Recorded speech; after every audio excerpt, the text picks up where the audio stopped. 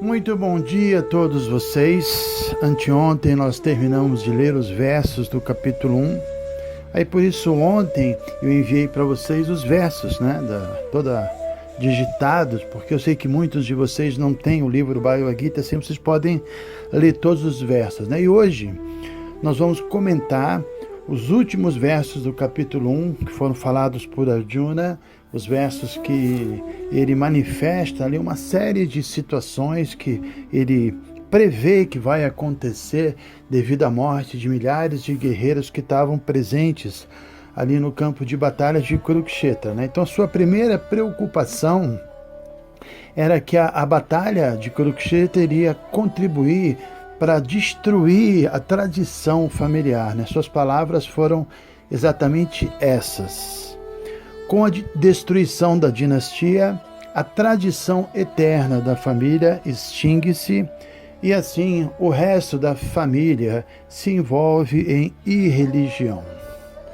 Então aqui a consideração de Arjuna, que a dinastia Kuru seria destruída, é muito importante. A gente deve considerar que suas palavras foram faladas há 5.000 anos, quando imperava no mundo o sistema védico, social e espiritual, conhecido como Varnashram Dharma, que é um sistema que organiza a sociedade de tal modo que ocupa todos os membros de acordo com a sua natureza.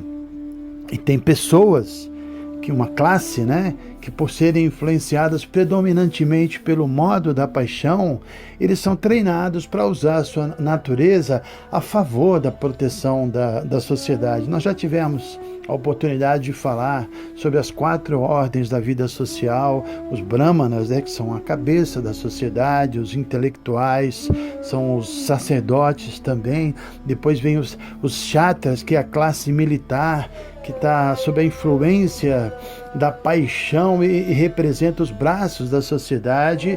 Depois vem os vaixas, são os produtores, os comerciantes, que representam o estômago da sociedade, estão sob a influência do modo da paixão, misturado com o modo da ignorância. E finalmente os Shudras, que são os trabalhadores braçais, são pessoas que por natureza não produzem independentemente, não conseguem ser líderes e se sentem bem trabalhando, servindo as outras classes. São pessoas mais sob a influência do modo da ignorância, são as pernas da sociedade. E a segunda ordem que eu mencionei, os Kshatras, eles são destinados a exercer uma administração bem feita na sociedade e principalmente a proteger a sociedade dos maus elementos. Sabemos que toda a sociedade, independentemente do sistema político, tem que haver uma classe militar, uma classe que cuide dessa parte da proteção. E Prabhupada explica que no caso dos kshatras, os guerreiros védicos, eles tinham um treinamento muito forte, ou seja, um verdadeiro kshatriya, ele era treinado para entrar no meio da floresta e desafiar cara a cara ao tigre. Ele tinha uma única espada com ele e ele tinha que lutar face a face com o tigre. Aí se ele conseguia matá-lo, certamente ele era aceito como um verdadeiro kshatriya, e o tigre, por sua vez, ele recebia uma ordem real de cremação. É dito que nesse caso o tigre era promovido à forma humana na vida seguinte. Então por que tinha esse treinamento? Por que existe essa necessidade?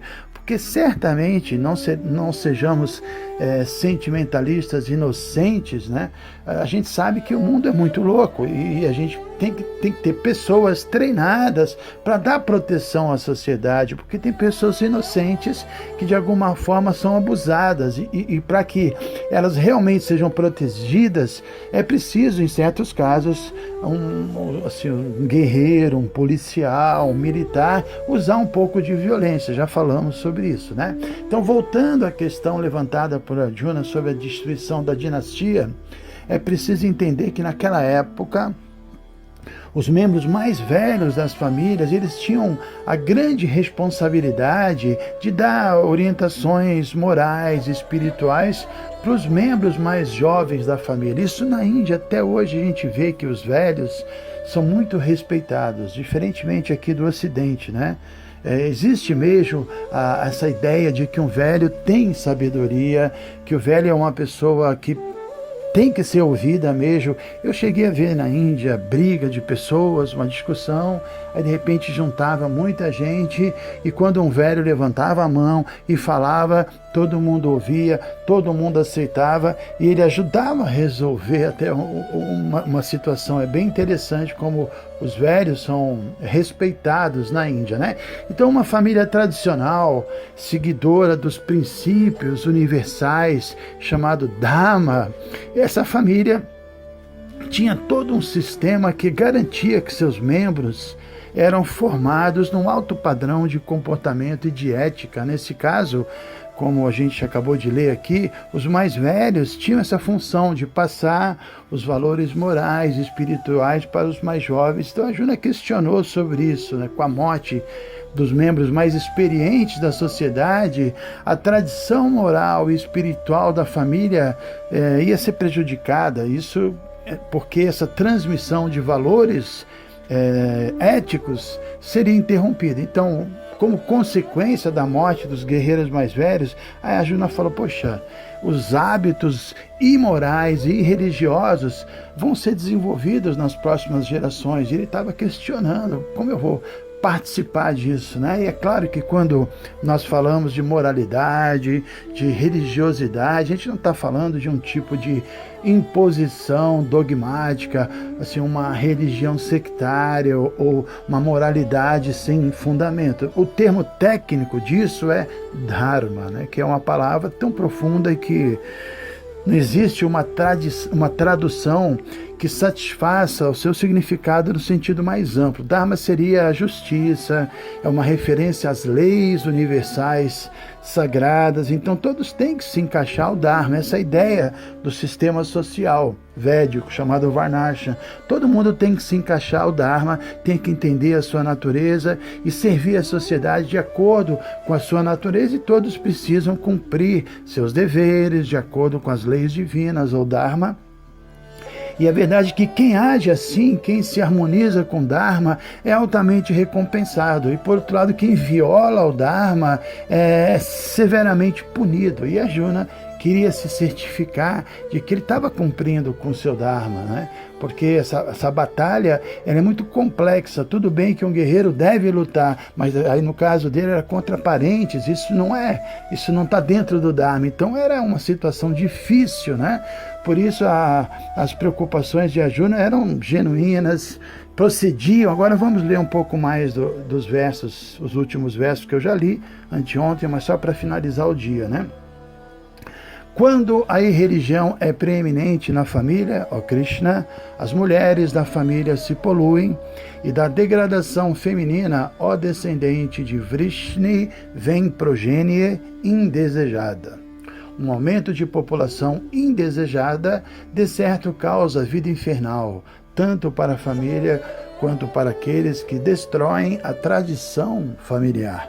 Os ancestrais dessas famílias corruptas caem, porque os rituais, através dos quais se lhes oferecem alimento e água, são inteiramente interrompidos.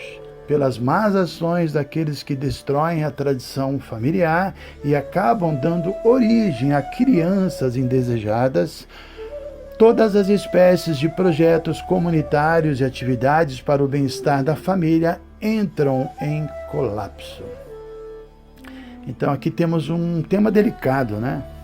Novamente é bom a gente lembrar que essas palavras de Arjuna foram faladas há 5.000 anos. Hoje em dia a sociedade é totalmente diferente, então fazer considerações sobre o papel ou os papéis das mulheres é meio perigoso, né? Porque não há unanimidade hoje em dia. A sociedade está muito dividida em relação a isso. De qualquer maneira, não importa, 5.000 anos ou hoje em dia, a base de uma sociedade humana pacífica, próspera, não apenas espiritualmente, mas inclusive materialmente, a base dessa sociedade é o quê? A saúde física, a saúde moral, a saúde emocional e a saúde espiritual da população. É claro que tanto o pai quanto a mãe devem ser responsáveis para criar uma boa base para os seus filhos, mas ainda assim, parece que para que isso seja possível, o papel que é exercido pelas mulheres é mais importante do que até a dos pais, né? As mães têm uma posição fundamental e isso não se perdeu por completo. Por exemplo, eu viajo fazendo vários satsangas e programas em vários lugares, né? E sempre falando de temas ligados ao autoconhecimento, à autorrealização, à espiritualidade. Eu posso afirmar, e todo mundo sabe disso, que a maioria esmagadora dos participantes é composta por mulheres. Parece que ainda hoje em dia a responsabilidade das mulheres como mães e educadoras continua sendo indispensável, e as mulheres que buscam um lado mais espiritual hoje em dia, os homens estão bastante envolvidos com a paixão desse mundo. Então é importante o papel das mulheres, continua sendo importante, e essa preocupação de Arjuna é bastante coerente, né? Sabemos que mesmo que um pai não cumpra perfeitamente seu papel, se a mãe desempenhar seu papel com amor, com dedicação, os seus filhos vão ter uma boa base, né? Uma base, boa educação, boa moral, ou seja, a própria natureza existe de tal maneira que os filhos têm uma ligação, eu acho que mais forte com as mães do que com os pais, né? Claro que existem exceções, mas de um modo geral, sim, a natureza criou isso. O papel da mãe como educadora é insubstituível. Então a Joana estava dizendo que se milhares de esposos ali, ou são os guerreiros da batalha, morressem ali no campo de batalha, o que iria acontecer?